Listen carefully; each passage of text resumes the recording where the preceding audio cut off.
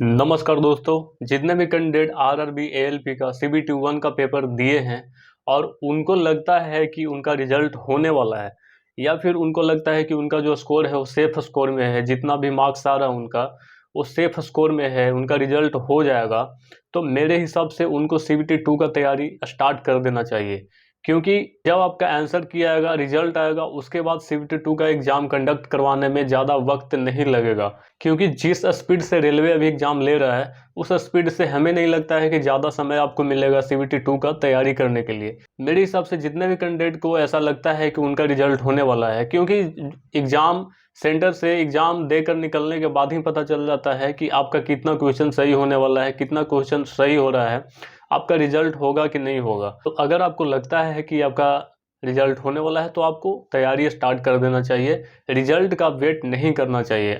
अगर आप रिजल्ट का वेट करेंगे तो आप बहुत पीछे रह जाएंगे, आपसे कई गुना स्टूडेंट आगे निकल जाएगा। और एक बात याद रखिएगा, सीबीटी 1 क्वालिफाइंग नेचर का था, लेकिन सीबीटी 2 में आपको हाई स्कोर करना पड़ेगा, मेरिट में आना है तो। कटअप चाहे कितना भी जाए लेकिन स्कोर आपको अच्छा करना पड़ेगा, तभी आपका मेरिट लगेगा।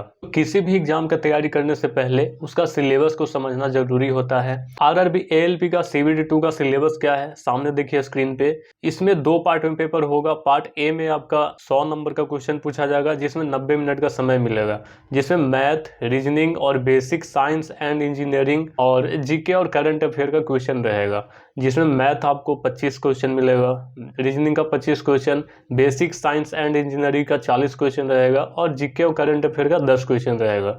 उसके बाद आपका पेपर 2 का एग्जाम होगा। पेपर 2 में आपका जो रिलेवेंट ट्रेड है उससे रिलेटेड आपको क्वेश्चन रहेगा। अगर आपका इलेक्ट्रीशियन है तो इलेक्ट्रीशियन से क्वेश्चन रहेगा। इसी प्रकार जो भी ट्रेड है आपका, उसी का आपका पेपर होगा। 75 मार्क्स का पेपर होता है, जिसमें 60 मिनट का समय दिया जाता है। आपका जो मेरिट है पेपर 1 के मार्क्स के अनुसार लगेगा। पेपर 1 में आपका कितना मार्क्स आएगा उसके अनुसार आपका मेरिट लगेगा।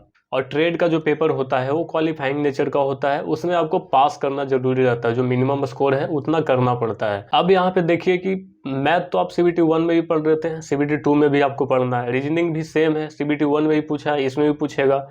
बेसिक साइंस आपको सीबीटी 1 में पूछा था, लेकिन यहाँ पे बेसिक साइंस एंड इंजीनियरिंग का क्वेश्चन इसमें 40 नंबर का रहेगा, 40 क्वेश्चन रहेगा। तो बेसिक साइंस तो आप पढ़ रहे थे, लेकिन यहाँ पे एक टॉपिक नया मिलेगा आपको देखने के लिए, इंजीनियरिंग का टॉपिक। और ये जो टॉपिक है बहुत बड़ा रोल प्ले करने वाला है इसमें, क्योंकि 40 क्वेश्चन 40 मार्क्स का रहेगा। सीबीटी 2 में इसका अच्छा खासा वेटेज है। तो कई सारे कैंडिडेट ऐसे होंगे जो इस टॉपिक को पहली बार फेस करेंगे, तो उनको हम गाइड करेंगे कि वो कोई एक अच्छा टीचर को फॉलो करे जो आपको अच्छे से गाइड करे, जो इसके बारे में अच्छा से पढ़ाए, तभी आपको समझ में आएगा। ऐसे अगर आप डायरेक्ट बुक से पढ़ेंगे तो आपको कुछ समझ में नहीं आएगा, तो आपको बाउंस कर जाएगा, आपका ये टॉपिक वीक रह जाएगा। और एग्जाम में इसका वेटेज बहुत अच्छा खासा है, तो इस टॉपिक को अच्छे से आपको पढ़ना है।